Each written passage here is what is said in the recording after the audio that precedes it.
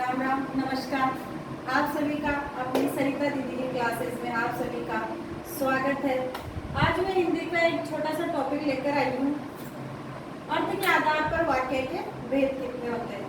अर्थ के आधार पर वाक्य के 8 भेद होते हैं। कौन कौन से होते हैं, किस प्रकार से होते हैं, वो भी हम इसके माध्यम से समझेंगे। देखिए, सबसे पहले विधानवाचक वाक्य, जिसमें बात या काम का होना पाया जाता है, यानी कि कोई साधारण सी बात हो, जैसे मैंने खाना खाया, वह उठा।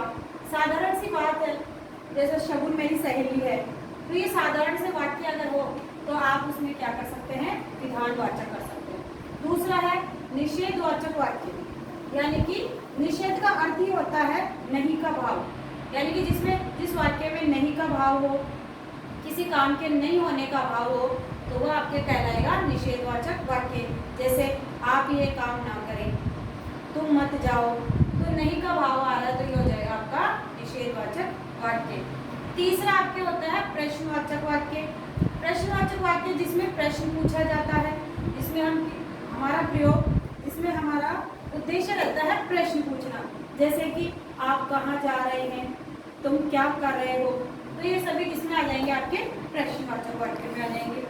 अगला है आज्ञावाचक वाक्य, जिसमें आज्ञा, अनुमति, उपदेश या विनय का भाव हो, तो वो आपके आ जाएगा आज्ञावाचक वाक्य में। अगला आता है विस्मयादिबोधक, विस्मयादिवाचक वाक्य, जिसमें आश्चर्य, हर्ष, शोक आदि का भाव उत्पन्न हो, तो वहां पे आपके हो जाएगा विस्मयादिवाचक वाक्य। जैसे कि वह कितना सुंदर दृश्य है, जैसे कि देखते हैं आपके मन से, अंदर से जो भाव निकलते हैं एकदम से, वो आपके आएंगे विस्मयादिवाचक वाक्य में। अगला आता है इच्छावाचक, जैसे कि नाम से पता चल रहा है इच्छावाचक वाक्य, तो हमको पहचानने में कोई दिक्कत नहीं होगी। जैसे कि किसी की कामना हो, इच्छा हो, आशीर्वाद स्वरूप हम कामना करते हैं, जैसे कि संपूर्ण विश्व का कल्याण हो, तो ये सब आपके किसमें आ जाएगा, इच्छावाचक वाक्य में आएगा। अगला आपके आता है संदेह सूचक वाक्य, जिसमें संदेह या संभावना का कोई भाव हो, तो वो आपके कहलाएगा संदेह सूचक वाक्य। जैसे कि हो सकता है शायद बरसात हो, शायद आज बारिश हो, तो ये वाक्य आपके किसमें रखेंगे, हम संदेह सूचक वाक्य में रखेंगे। अगला आपके आता है संकेतार्थक वाक्य, जिसमें संकेत या कोई शर्त हो, यदि मैं पढ़ता तो पास हो जाता, तो ये आपके मैंने आज आपको बताए हैं अर्थ के आधार पर वाक्य के 8 भेद। उम्मीद करती हूँ आपको मेरी क्लासेस बहुत ही पसंद आ रही होगी, और आप सबका अगर ऐसे ही प्यार बना रहा, सहयोग बना रहा, तो मैं आपके सहयोग और प्यार के माध्यम से मैं और भी अच्छे अच्छे वीडियोस लाऊंगी। अभी जैसे कि आप सबको पता है कि हमारे राजस्थान में बहुत सारी वैकेंसीज की बाढ़ आने वाली है। हो सकता है सितंबर में ही कई वैकेंसीज की घोषणा हो जाए, जैसे कि आपके रीट पात्रता होने वाली है, या फिर रीट पात्रता के बाद में आपके फर्स्ट ग्रेड, सेकेंड ग्रेड, या और भी कई अन्य एग्जाम, जैसे पटवारी का एग्जाम है।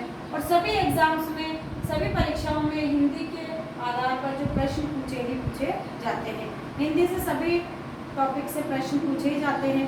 तो मैं कोशिश करूंगी कि अब मैं कुछ दिनों में एक बढ़िया सा बोर्ड भी ले आऊँगी, क्योंकि मुझे पता है कि आपको ये बोर्ड थोड़ा देखकर अजीब सा लगता ही होगा, और थोड़ा पढ़ने में भी, थोड़ा दिखने में शायद प्रॉब्लम हो रही होगी, लेकिन मैं कोशिश करूँगी कि बहुत जल्द हम यहाँ पे एक अच्छा सा बोर्ड ले आएँ, और अभी आपके सहयोग की अपेक्षा रहेगी। धन्यवाद।